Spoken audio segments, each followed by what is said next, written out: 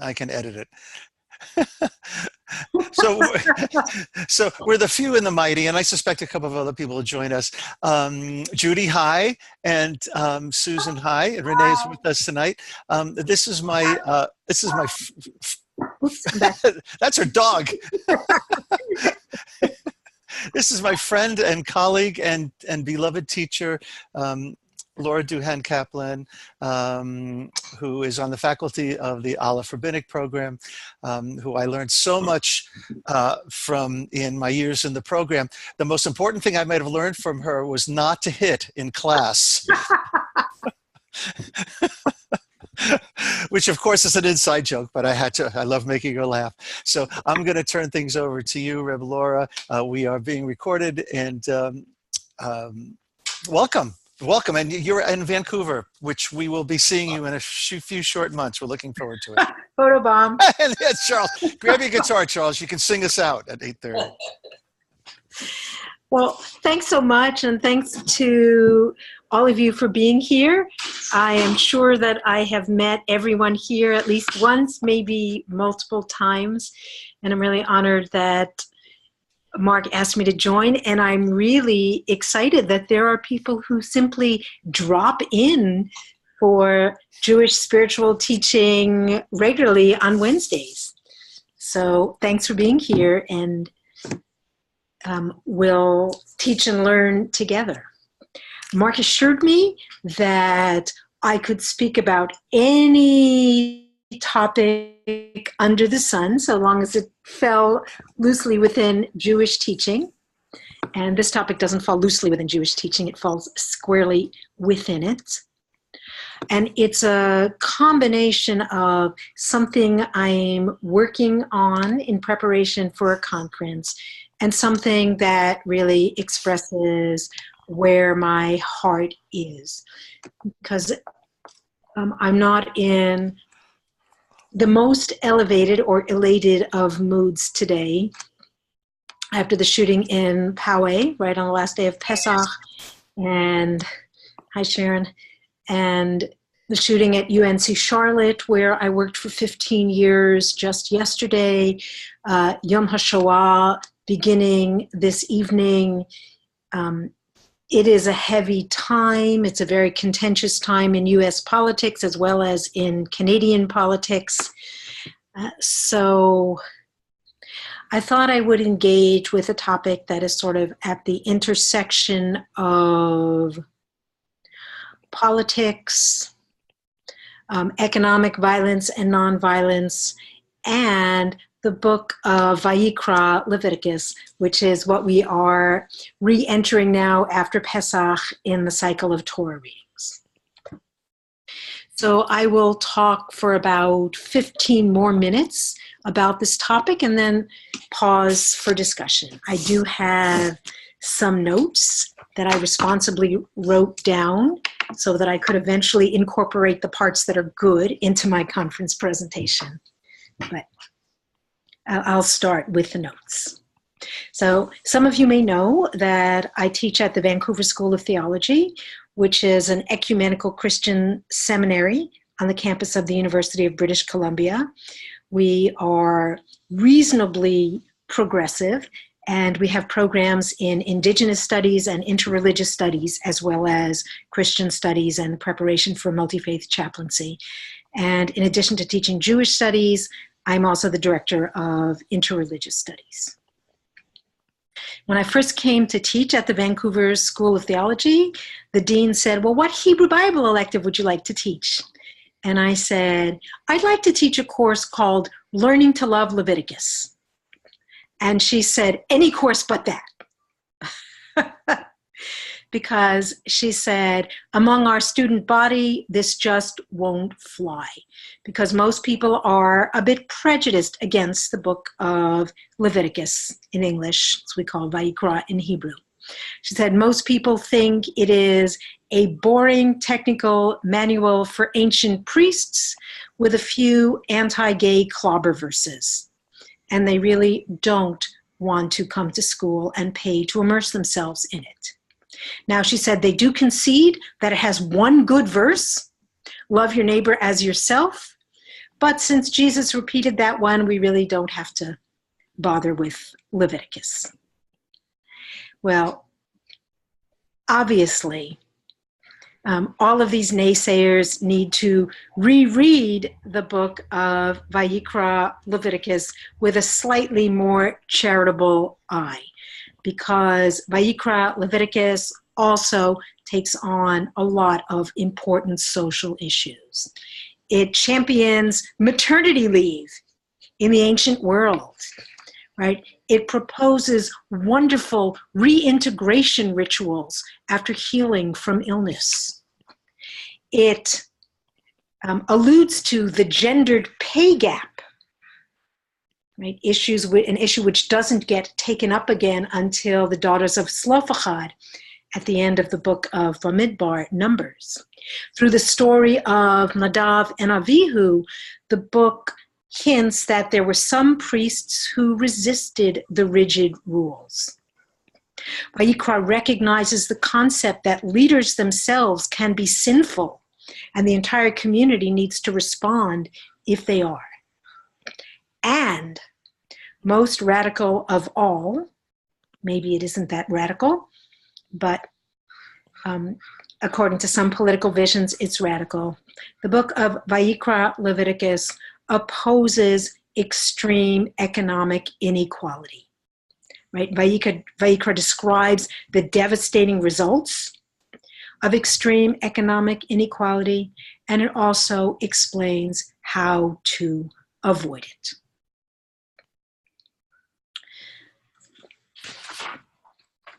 So I believe, I discern, I learned that Vayikra's view of economic inequality pretty much takes up the last third of the book.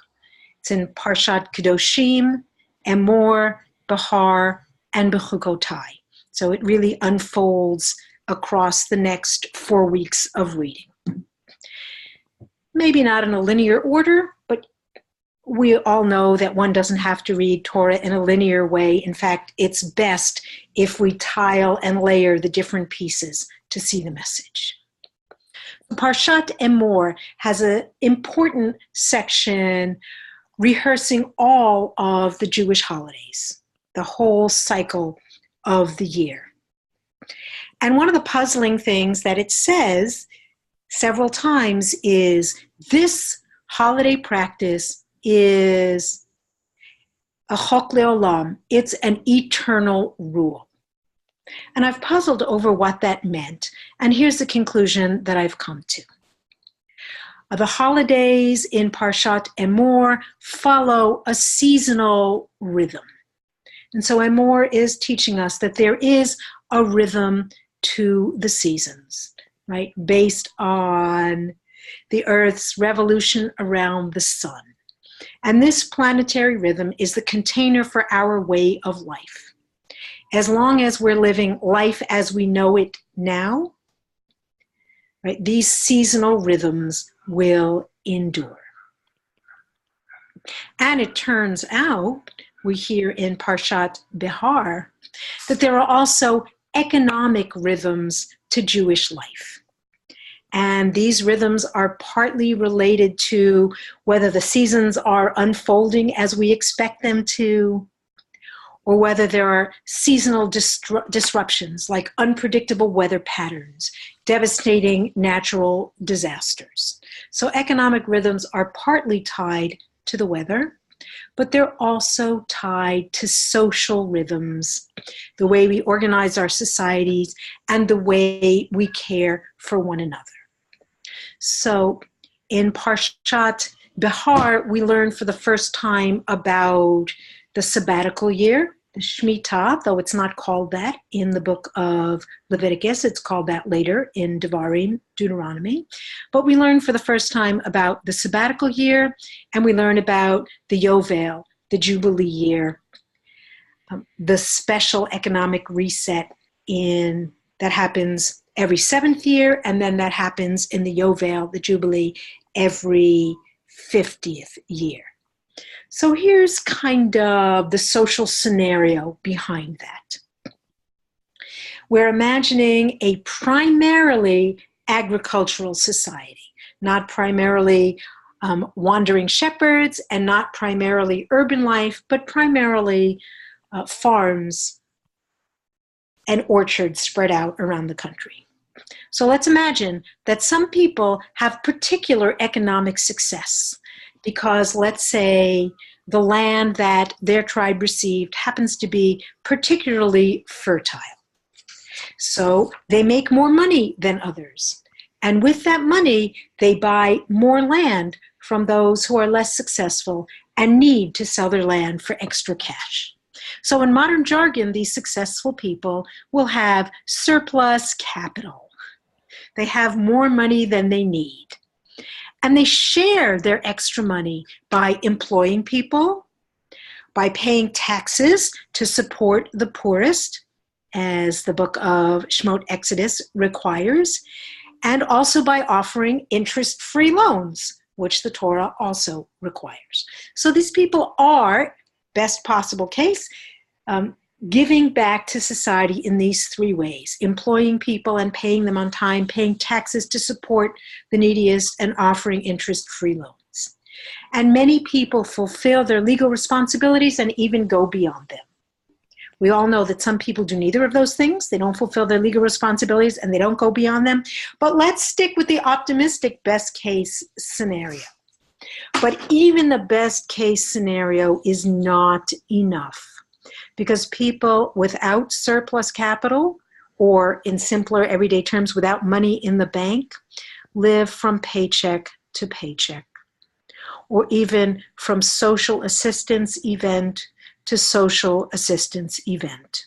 And over time, there is no cushion for emergencies, and they fall farther and farther behind. And so, to keep that gap from widening between the most successful and the least successful, the book of Vayikra proposes a legal remedy. And this legal remedy, I've already mentioned it, is a small economic reset every 7 years and a big economic reset every 50 years. So every 7th year, the landowner won't spend any money planting or harvesting. And whatever grows wild in their fields and orchards will be left for anyone needy to gather or eat. And why not? They haven't invested any money that year in cultivation, so they don't lose anything when others do the harvesting and the eating and the cooking. And in the 50th year, anyone who sold their own land because they needed emergency cash can reclaim that land and start anew. And the author of the book of Devarim apparently thinks that this isn't enough, so they add an extra proposal for the 7th year, that even in the 7th year, all debts are canceled, and anyone who owes money on their interest-free loans, of course, will never have to pay it back. And the book of Vayikra says, in Parshat Bechukotai, if we do not do this economic reset, our society will fall apart. Economic inequality will increase dramatically. Social safety nets will be overstressed. The norms of civil society will decay. Personal anxiety and depression will increase. Don't take my word for it. I'm not just translating it into modern terms. This is literally what the Torah says. And when our society is so stressed, Vayikra says, we will be vulnerable to foreign invasion in whatever form it comes in. And we will only come to our senses after many have died. And at that time, we will return to the rules of economic justice that our spiritual teachers taught us. And I believe history has shown this cycle to be true over and over again. So, why don't we live this way, right? Why don't we just do the economic reset as a matter of course, because it seems that the benefits far outweigh the cost, or the cost of not doing it far outweighs the cost of yes doing it. Well, the accepted Talmudic wisdom is that it's economically unfeasible, because if you forgave every loan in the 7th year, no one would make loans in the 6th year.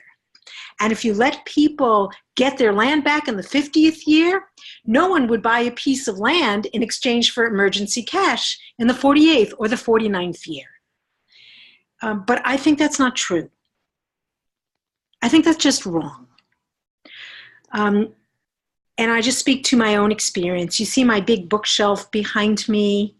I'm in a family unit with 2 professional incomes, and it is not a secret that sometimes I do have extra cash. And because it's not a secret, I certainly have been approached by friends and relatives and acquaintances more than once for loans. And at times, I have even offered them. And if I think the person in need can pay me back, I offer them a big loan. I mean, big for me. And if I think the person cannot ever pay me back, so I make a small loan, an amount that I really won't suffer from never getting back. And I am not a saint. So I infer that I am obviously not the only person who makes a loan, even when I know for sure that I won't be paid back. And thus, I think the real reason why we don't do this economic reset is not an economic reason. And if we stay with the text of the Torah, not going off into Talmud, great as it is, the real reason why we don't do this economic reset is a failure of the heart. We don't follow what Parshat Kedoshim teaches. We don't cultivate a heart that will help others. We don't remember to love our neighbor as yourself. Parshat Kedoshim is very specific about what it means to love your neighbor as yourself in an active, applied way, You support the landless. You don't make life difficult for people who are blind, confused, have other disabilities.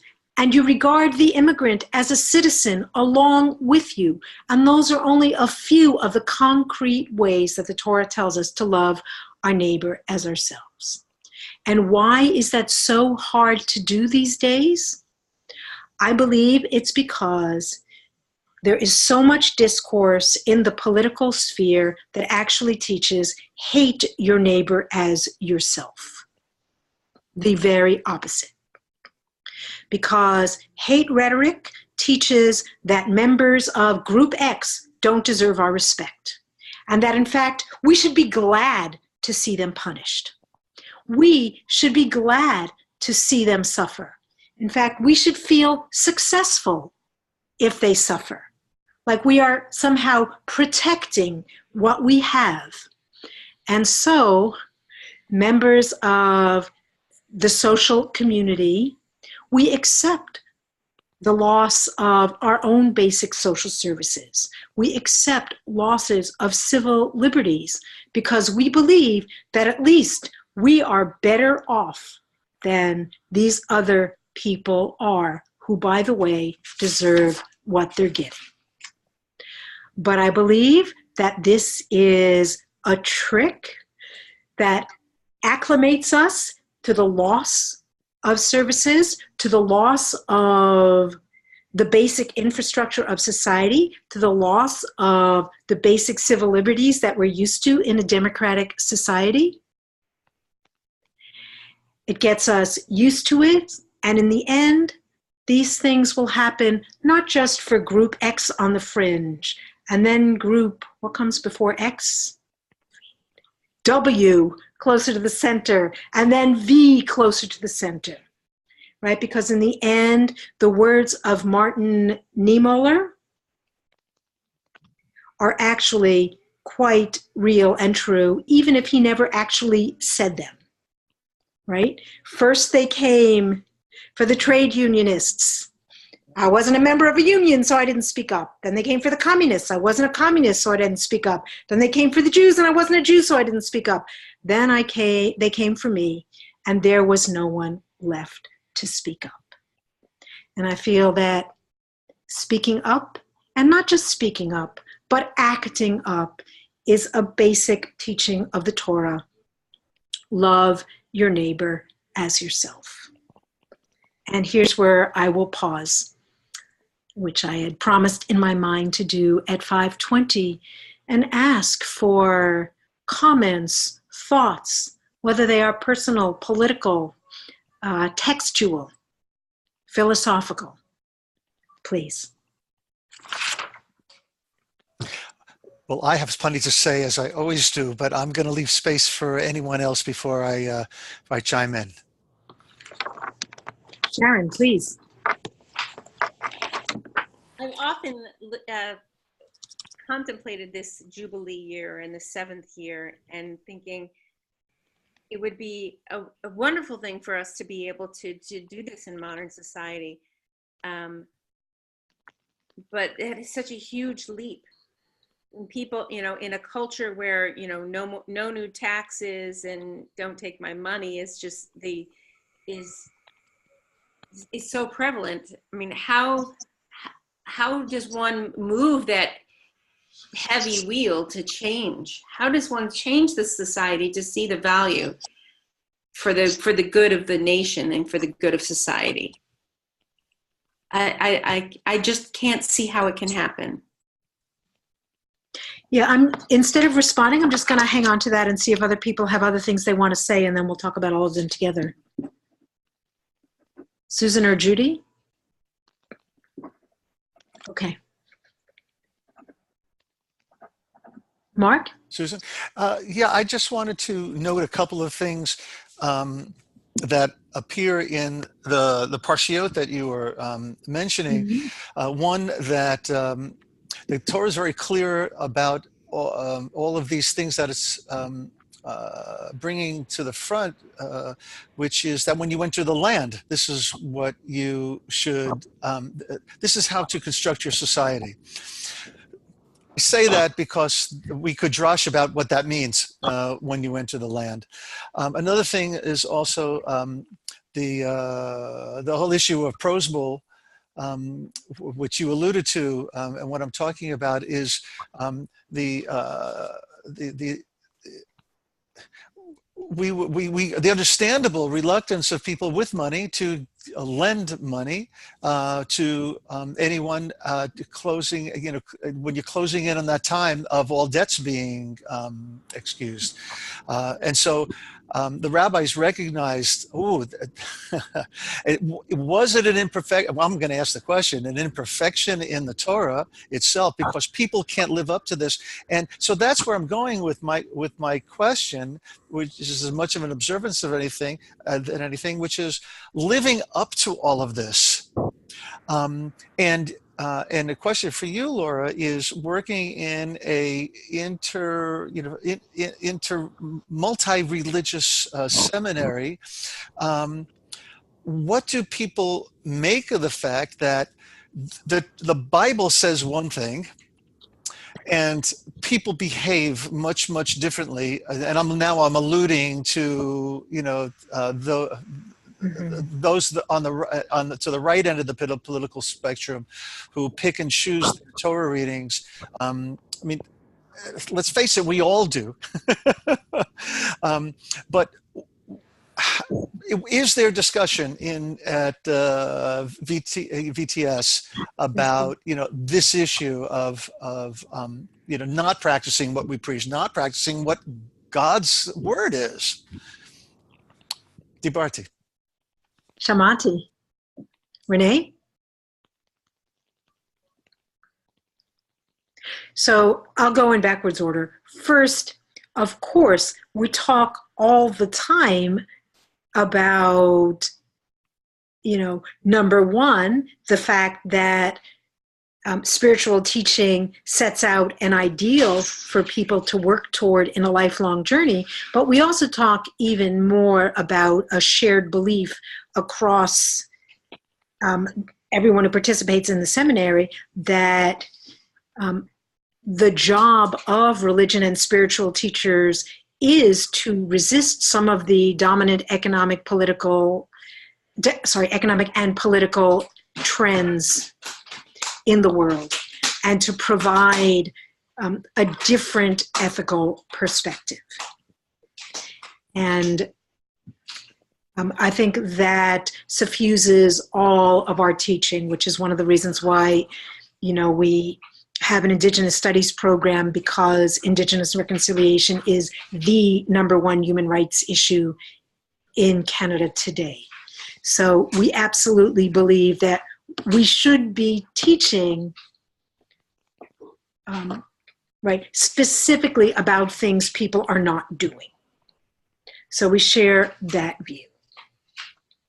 And there were a lot of other things that you said, Mark, but I also want to talk about what you said, Sharon. And I feel like, in the face of, well, I will label it propaganda. We could simply call it political rhetoric. In the face of political rhetoric that receives a very wide distribution, the educational task is really, really huge.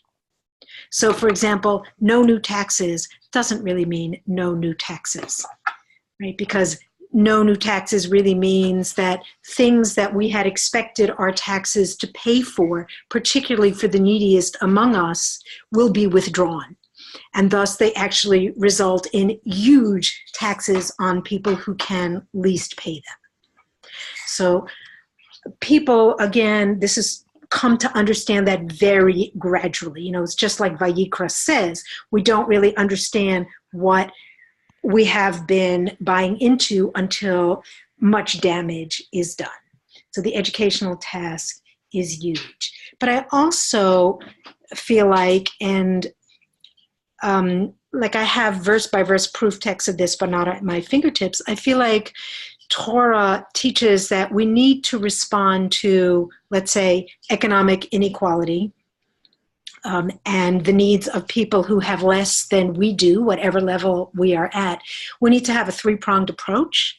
And one is we need to help individuals face-to-face who come into our personal sphere, right? Whether it is a loan to a friend or relative, inviting them simply to eat with us, giving a McDonald's or supermarket gift certificate to a stranger on the street, creating a soup kitchen in our spiritual community, level 1. Level 2, to create and fund and support and volunteer for agencies that can do work like this on a bigger scale. And number 3, advocate for larger scale political and economic changes.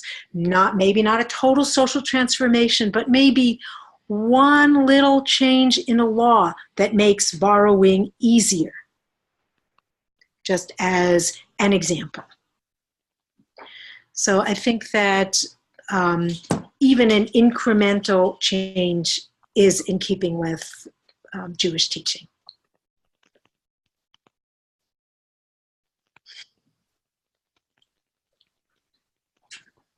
Well, I want to be mindful of time. And with that, thank you very much for sitting in for me tonight. Even though you were here. Well, sitting in with me. I think it's there's a good song and some text to end with is Hareini Mikabel Alai. Perfect. Right? And so the words are Hareini Mikabel Alai. I take it upon myself, mitzvah taseh, the positive mitzvah, v'ahavta reacha kamocha, to love your, I'm going to leave this read into this a little more deeply, for me anyway, which is that we were talking today in Chavruta, the Klal Gadol, Kiva says, the most important the essence of Torah is v'ahavta reacha kamocha, but perhaps it really is to see each other in B'Tselem Elohim, because there are a lot of us who don't really like ourselves and have a hard time with that verse, love your neighbor as yourself. But if you love your neighbor as as you love the image of God within yourself, I think it's much more expansive for bad times and good times, personally and communally. Hareini mekabel alai mitzvat aseh ve'ahavta l'reacha kamocha l'reacha kamocha. One more time. Hareini mekabel alai mitzvat aseh ve'ahavta l'reacha kamocha l'reacha kamocha. Come on, Chaz, sing with us. Hareini mikabel alai mitzvat aseh mitzvat haborei miyahavta l'reacha kamocha l'reacha kamocha.